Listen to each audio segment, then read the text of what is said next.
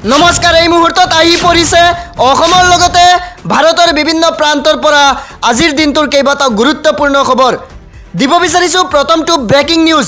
হিজাবক কেন্দ্ৰ কৰি কাছাৰ মহাবিদ্যালয়ত উত্তপ্ত পৰিস্থিতি। মহাবিদ্যালয়ত হিজাব পৰিধান কৰি যোৱা কেইবাগৰাকী ছাত্ৰীক আক্ৰমণ কৰি ভয়ংকৰভাৱে মাৰপিট কৰা হয়। এই ঘটনাক কেন্দ্ৰ কৰি ABVP আৰু NSUIৰ মাজত ভয়ংকৰ সংঘাতৰ সৃষ্টি হৈছে।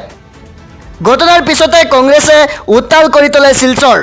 শিলচৰত কংগ্ৰেছৰ বিধায়ক জুবাইৰ এনামৰ নেতৃত্বত কৰা হয় তীব্ৰ প্ৰতিবাদ। কাছাৰ কলেজৰ শিক্ষাৰ্থীয়ে বাহিৰ কৰে এক প্ৰতিবাদী সমদল। প্ৰতিবাদত আৰক্ষী আৰু বিধায়ক জুবাইৰ এনামৰ মাজত হয় হতাহতি। জনাই গৈছোঁ দিনটোৰ পৰৱৰ্তী বিগ ব্ৰেকিং। বানত বিধ্বস্ত নেপালত ক্ৰমাৎ বৃদ্ধি পাইছে মৃতকৰ সংখ্যা। এই পৰ্যন্ত 469লৈ বৃদ্ধি মৃতদেহ। বুধবাৰে অহা মহাপ্ৰলয়ত যথেষ্ট ক্ষতি সাধন হৈছে নেপালত। আগন্তুক 3 দিনৰ ভিতৰতেই আৰু অধিক বিপৰ্যয়ৰ আশংকা কৰা হৈছে নেপালত।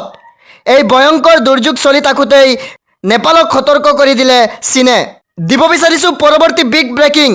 পিতৃ মাতৃক অত্যাচাৰ কৰা সন্তানে নাপাব পৈতৃক সম্পত্তি। অত্যাচাৰ চলোৱা প্ৰতিটো সন্তানৰ বিৰুদ্ধে অভিযোগ দাখিল কৰিব পাৰিব পিতৃ মাতৃয়ে। জিলা স্তৰৰ ভৰণ পোষণ প্ৰাধিকৰণৰ ওচৰত দিব পাৰিব অভিযোগ। 30 দিনৰ ভিতৰত এই অভিযোগৰ শুনানি কৰিব লাগিব। উত্তৰ প্ৰদেশৰ চৰকাৰে আনিছে কঠোৰ আইন। পৰৱৰ্তী খবৰ। পুনৰ উজনি অসমত অবৈধ মিয়াৰ বিৰুদ্ধে গৰজি উঠিছে আকাশ শইকীয়া। অবৈধ বাংলাদেশী দেখা মাত্ৰেই বুকুত ধাই দিবলৈ আহ্বান শইকীয়াৰ। মানস চেতিয়াৰ হত্যাকাৰী মিয়াক এনকাউণ্টাৰ কৰিবলৈ দাবী কৰিছে আকাশ শইকীয়াই। শিৱসাগৰৰ বিহুবৰ চন্তকত 7,000 অবৈধ বাংলাদেশী মিয়া সোমাই আছে বুলি মন্তব্য কৰিছে আকাশ শইকীয়াই। আৰু এক ভয়ংকৰ মন্তব্য কৰিছে তেওঁ। কৈছে অবৈধ মিয়াক দিখৌ নদীত উটুৱাই দিব লাগে। বানপানীৰ সুযোগ লৈ উজনি অসমত মিয়াই প্ৰৱেশ কৰিছে।